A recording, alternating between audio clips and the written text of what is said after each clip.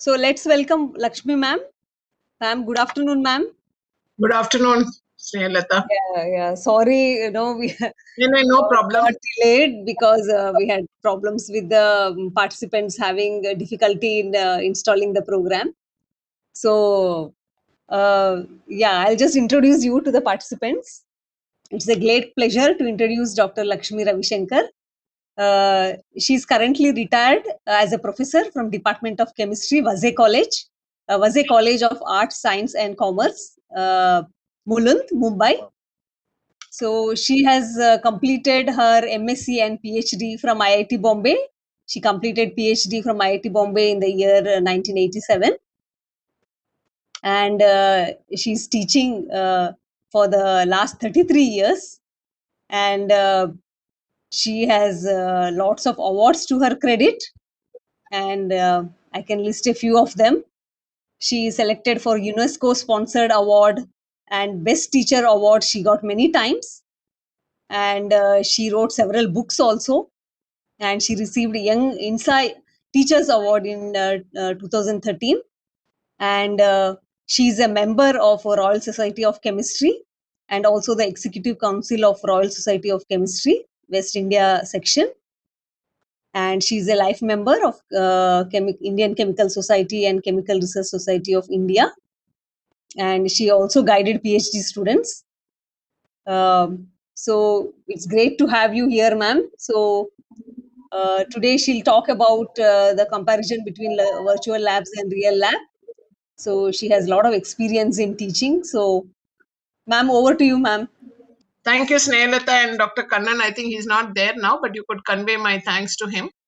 And good afternoon, participants. And it's nice to see that there are so many participants for this workshop, which is really the need of the hour. And I would just like to share my thoughts on the virtual labs as against the conventional labs that we have, and also some of the feedback from our students, because we have been conducting some of the spoken tutorials, some of the softwares have been used by our students, and would like to share the feedback.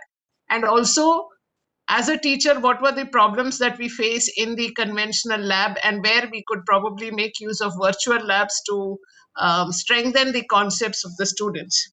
So if you see, this is a traditional lab, and you have the students, they conventionally work in the lab, and you have them, they do a recipe, cookbook recipe, you give them the instructions, they blindly follow the instructions, and you ask them anything why they are mixing A and B. Very often you will see that they don't know the answer.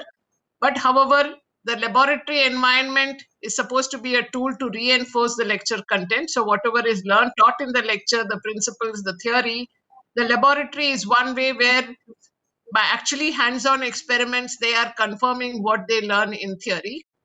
And in addition to that, students learn skills in actually setting up the experiment, the apparatus, etc., recording the observations, doing the experiment, recording the observations, and from the observations coming out with a deductive reasoning and hypothesis construction. So although we do not, at least here in Mumbai, we do not deal with the hypothesis construction, but we try to do establish little bit of deductive reasoning. But then due to time constraints, more often than not, our practical sessions are just come, do the experiment. The journals, if there is time, they show the readings. Otherwise, we tell them to come and do it the next time.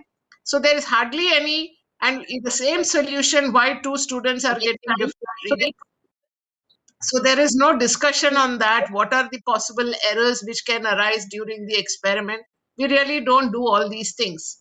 Okay, ideally you should have a pre-lab and a post-lab discussion, which our curriculum does not allow us to do that, because we are more interested in completing the curriculum, completing the syllabus, and that is the objective, and conduct the exams and then produce the mark sheet. Okay, but with all these aspects, there are some positive takes from the traditional lab. As a teamwork, we do, the students are trained to work in a team. They are, trained to complete the experiment in the specified time.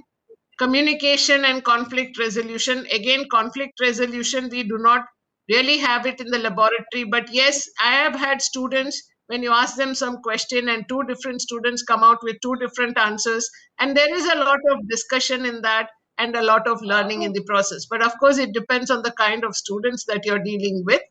But occasionally, we do get some really brilliant students who are actually in it for the learning purpose rather than just repeating what is given in the handbook. And the conventional practicals also develops the use of instruments, how the students are taught how to make use of the instruments that are available, also teaches them skills, practical skills, how to set up the apparatus, how to handle a pipette, how to handle a burette, and of course safety awareness is also very, very important. So these are all the takeaways in a traditional laboratory. Let us see what happens when we go to the virtual laboratory. Again, some more points from the traditional lab. Like I said, they can develop experiments, design the experiment. We really don't do all this, but actually, if we involve in all these aspects, it would be really an excellent learning procedure for the students to actually develop the experiments, do problem solving and analysis. And these are skills which are really required when they go into the job market. Then the traditional lab also helps in how to record your data and analyze the data. So these skills are also developed. They are familiarized with equipments and techniques which otherwise they would not be, they would be learning only in the theory, but this would be seen by them when they are actually performing the experiment. Like I said, practical skills are developed, technical judgment and professional practice is also developed, and of course integrating theory and practice. So these are again some more additional takeaways from the traditional lab. We may not be incorporating all of these, but most of these we can try to incorporate in our traditional lab and see that the students benefit from that. Coming to the virtual labs, now we are all, because of the pandemic, all of us have to make use of virtual labs. So we have these kinds of setups where everything is simulated. So you have virtual environments which are designed for various experiments, and through them the real science lab is simulated to link the practical side with the theoretical side. Now, what are the advantages of the virtual labs? Of course, with limited resources and funding, if you have got the necessary infrastructure, now most of the colleges have an IT department, so the IT labs are available. So on a specific day, you could probably schedule the practicals for the chemistry students, have those softwares, and teach the students on how to do the experiments virtually. Okay, it protects the students from exposure to toxic chemicals because they are not working in the lab. More importantly, there is a flexible access for the students. In the conventional laboratory, they do the experiment once. You may give them the same experiment but a different compound. So we do a lot of those repetitions. But if a person goes wrong, say in a particular volumetric experiment, they do not have the option of repeating the experiment unless they are really sick, produce a medical certificate, etc., and the solutions, etc., should be available. Whereas in the virtual lab, you have a flexible access. Do the experiment virtually. If you are not happy with your results, you can always redo it again n number of times till you have actually thorough with the concepts and the experiment. And of course, you get an instant feedback because the readings or your results are known and you know whether you're on the right track or not. And it also gives you, many of these virtual labs, they have the give you the opportunity to the students. You can control the inputs of the experiment, that is change the variables. You can do the variable change and see how it affects your experimental results. And these, you should also be in a position, if you are smart, you can analyze these results and try to see exactly what is happening. For example, if you're doing an acid-base titration, increasing the strength, whether it's a strong acid, weak acid, strong base, sorry, all that will, by varying all that, one can actually study the effect and come out to some logical conclusions which could match with what you're learning in the theory. However, everything has its own limitations. So there are limitations with the virtual labs as such. One is it is asynchronous in nature. So you don't have a teacher or a student face to face. And this could be problematic, especially when you have some student who wants to ask questions. In a regular laboratory, the student is field to, the instructor is there, the student is there, and if they have any problems while doing the experiment, the student can always approach the teacher. However, in a virtual lab, that barrier is there. So the timely questions when the student has while viewing the virtual experiment, unless he or she actually notes it down and goes back to the instructor, it is going to be a barrier. And if the student does not take a timely intervention, it would remain in his mind and it can create problems later on when they go further. Secondly, when you oversimplify, because they know that there is actually, they are not doing the experiment, they are not handling any reagents, they are not handling any apparatus, so it becomes an oversimplification. And then the students sometimes they say, "Arey, it is not really happening." So that can also affect the student's motivation. In the sense, when you're doing a reaction, say, okay, you will actually see whether there is any effervescence happening, whether there is, what is the physical change of your reactants in the flask on heating. All these simple observations can create a lot of curiosity in the student's mind, and it can also create some excitement in them. This, of course, is missing when you're doing it in the virtual mode. There are often safety oversights. Most of these videos, virtual labs, they do not discuss anything about the safety, the um, the symbols associated with the chemicals. Are they hazardous? What is the hazardous nature of the chemicals? Are they inflammable? All these are not discussed when they are viewing a virtual laboratory. So safety concerns are really not they are not really addressed during these virtual labs, and that becomes again an oversimplification because students are not aware of what are the safety precautions one has to take. Secondly, when you do the experiment in the lab, we tell the students which, for example, sodium metal should not be put in the sink when you're doing it. So all these simple things which can create havoc if they are not taken care of, these are really not addressed when they do a virtual lab. There is no proper mention about disposable of chemical waste. So when the labs are being prepared, the virtual labs, it is essential that the person who is preparing these labs, the softwares, etc., should also consider these aspects, which are very, very important, which are dealt with in a regular conventional practical lab, but are missed out in the virtual.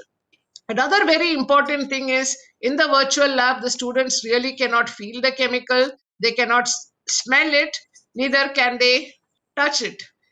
And in fact, one drawback I feel is students really will not be aware of what is the physical state of compounds. Even now, when they are in the regular lab, if you ask a student what is the nature of acetone, is it a liquid or a solid, you will get some answers where students say they are not aware of what is the physical nature. So when this is the case in the actual lab, in the virtual lab, the things can become still more difficult. So there has to be, of course, feel, smell, and touch will not, they cannot, these physical senses cannot be exercised by the student, but there could be probably some initial orientation of the students to the different nature of the physical state of compounds. Smell, of course, can be told that this has got this particular smell. Of course, unless they actually smell it, they will not get a feel of that. So these are the limitations of the virtual labs. Having said that, this is an observation as a teacher of so many years of experience. What I find is most in all the practicals, right from your 11th, 12th till your MSc, if you ask me, there is a cookbook recipe. Students are given a handbook. They just blindly they don't even come prepared for the experiment. They come for the experiment. They tell teacher the experiment that the cookbook recipe. There is a handout which just gives you the experiment. There may be printing mistakes, but students don't bother about that. So that has been one concern which I have seen. Earlier days, we used to just do the experiment. We are supposed to come prepared. There was no handbook. But nowadays, students without a handbook, they are totally lost. Simple calculations. How much to weigh if you want to prepare a 1 molar solution of compound A, one normal solution of compound A. Simple molar calculations are not possible by the students. And I'm not talking about the 11th, 12th, I'm talking even about the master's students. Most of them, if you tell them, they are not able to do the calculations because ready-made solutions are given to the students. Many students are not familiar with the apparatus, how to handle the apparatus, how to hold the pipette, okay, how to do the titration. Students are really not familiar with this. Preparing standard solutions, they don't know how much of it has to be weighed. If I want to prepare 100 ml of a 1 molar, 250 ml, they really are lost because calculations, they are just not familiar. They are not able to relate the theory with the practicals. Okay, so if they're doing an organic qualitative analysis and they have an acid, when they add bicarbonate, they get effervescence. Very often you ask them, where is the effervescence coming from? What is the gas? Very often they are not able to answer. So simple things, they are not able to relate the theory with the practicals. And especially at even in the undergraduate and in the large classes, when you have for the same repetitive experiment, you waste a lot of chemicals because the class is very large. For example, in our first year BSc, they have organic spotting. Okay, now the class is very big. You could probably give them 1 or 2 compounds for spotting. The remaining, because they waste really a lot of chemicals in the process. So my take that when you have a large class, the virtual labs become much more easy because there's a lot of reduction in the wastage. So what is the solution to address this problem? My suggestion is we could ask the students, have a pre-lab exercise, give it to the students, give them some videos, links, tell them to go through these before they actually come to the laboratory for the experiment. So this way, what happens, they are familiar with the apparatus, the experimental design. They go through the theory of that. If you want, you can tell them that there would be a quiz at the start of the experiment just to see whether they have actually gone through the experiment, the videos, and that quiz, if you tell them that it is going to be part of the internal assessment, I'm pretty sure that they will be more serious and they will actually come prepared for the laboratory.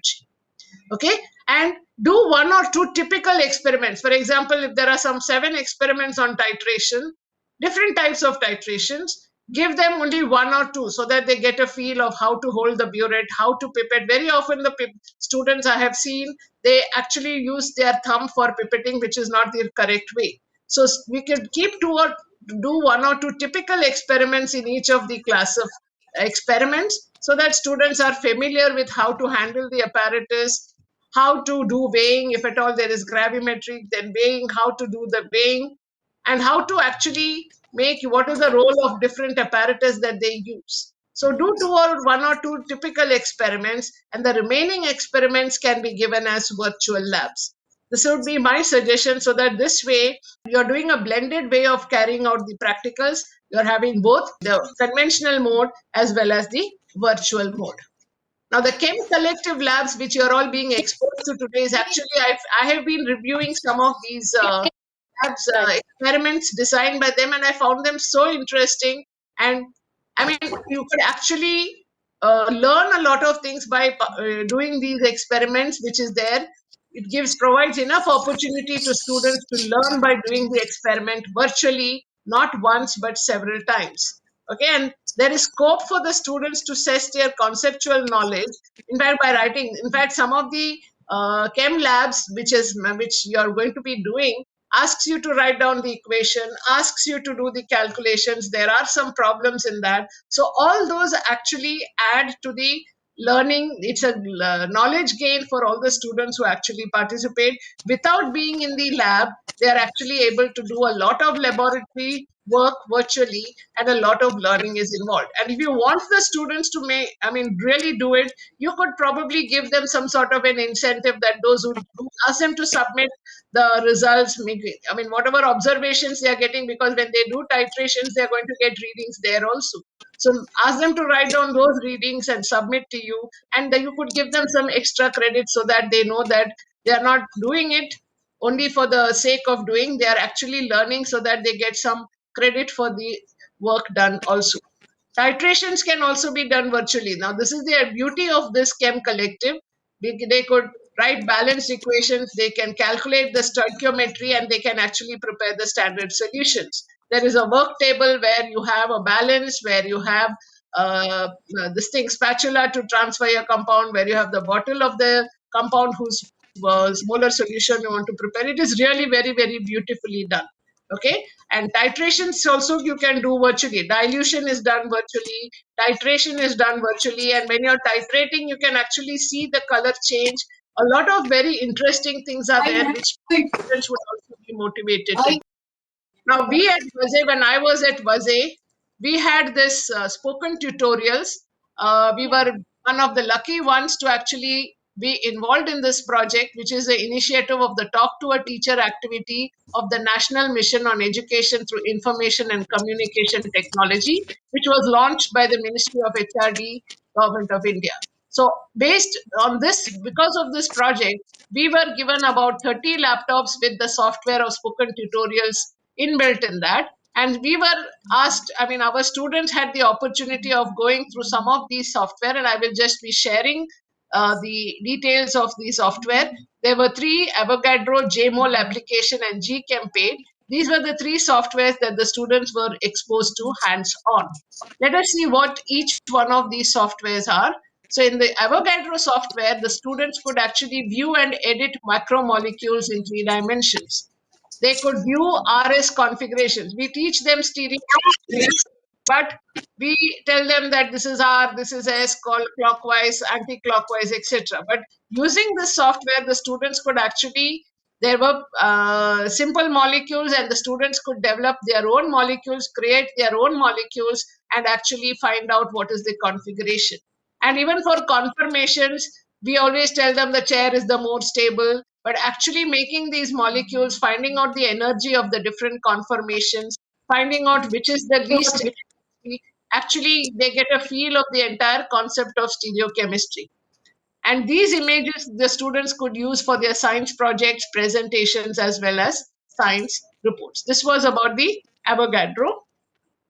In the JMOL application also, the students were able to view the molecules in 3 dimension.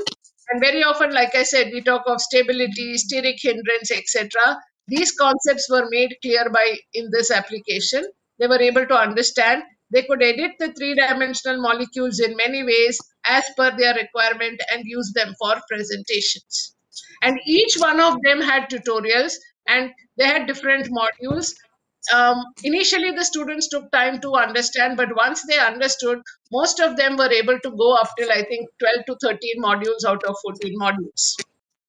And GCampaign was the third software which the students were exposed to, where they were able to draw molecules in 2 dimensional, and they could also draw structures, bonds, orbitals, arrows using the toolbox. So using this, they were, all these three softwares enabled them to create their own molecules and see the stability of the molecules, the conformation of the molecules. It also enabled them to understand stereochemistry and appreciate stereochemistry in a better way. In fact, some of the students said when stereochemistry lectures are being held, this would be a good software to actually explain to the students and make them understand better. The only drawback which they mentioned was they had to sit in front of the computer for some time, which was, I mean, continuously for 2 hours. That was not really very pleasing to them. But otherwise, they found it very, very interesting. And they also, I mean, by word of mouth, they conveyed. We started it only with the final year students, but by word of mouth publicity, it went down, trickled down to the junior levels also. And we had sessions for the second year and the first year BSc students as well.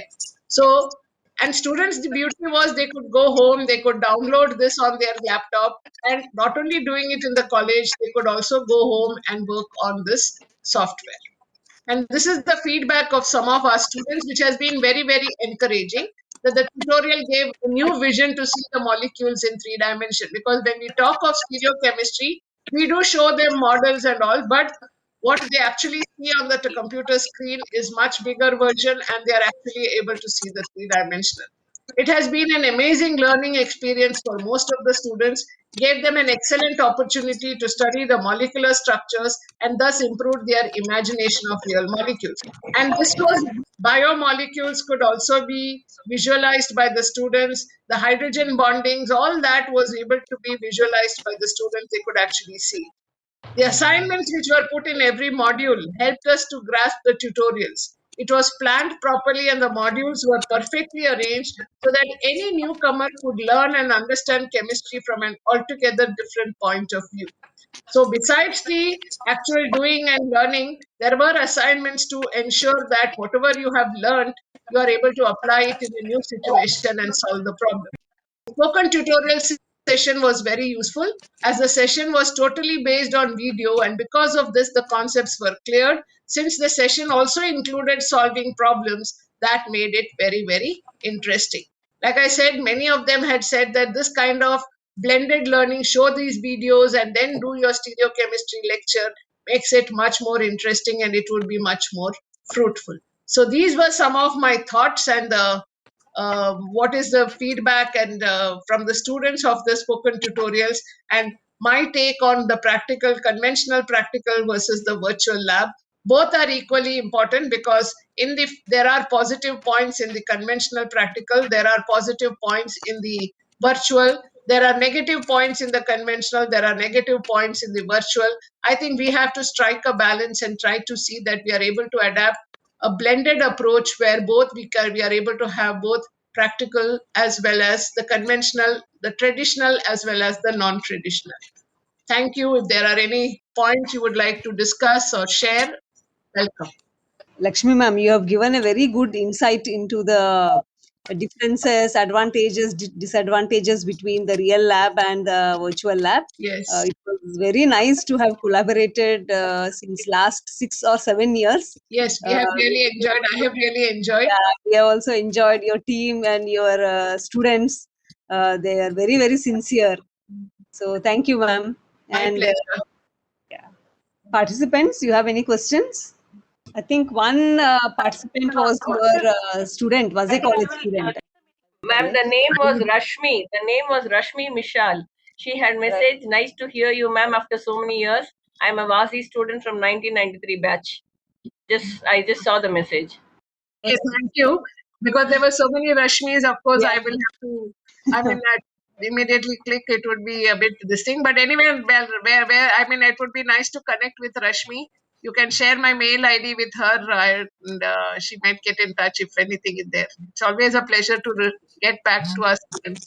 So I think it's lunchtime now, ma'am. I think we can conclude the session. No So, problem, absolutely yeah. no problem. So, Thank yeah, you so much, very Sayalata, nice. for Yeah. Thank you, so much for the Lakshmi ma'am. opportunity. Yeah. Sharing because I would like more and more students to be part of this, this program. Yeah, surely, ma'am. We'll do that. Yeah. Yeah. And we want your continued support in this regard. Sure. Whatever way I can, I would surely Yeah. love to be part of it. Thank you, ma'am. Thank you so much for coming and then My giving a pleasure. talk. My We all pleasure. enjoyed. Thank you. And yeah. Thank you. See you again, ma'am. Thank you. Okay, thank you.